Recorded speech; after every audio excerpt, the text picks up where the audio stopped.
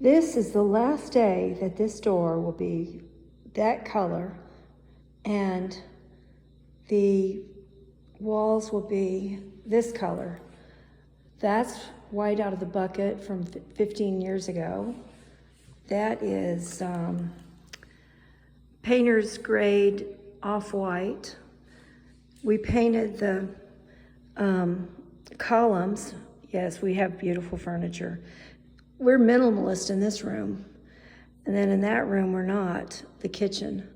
And then this wall is 14 feet, 6 inches. It's amazing.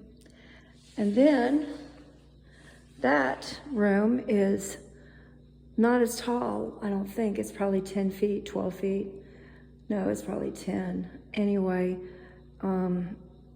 it might be more, but the chandelier, I hope, doesn't get ruined. We took everything out, and all the marks and everything will be gone. It'll be beautifully painted, and we will have 1/2 inch round instead of quarter round. And caulked. They'll caulk it, and the fireplace will have a beautiful hearth underneath. It'll be black or it'll be brown. I don't know which. I told them to surprise me. The one that didn't have any nicks and cracks is what I wanted. I went to Royal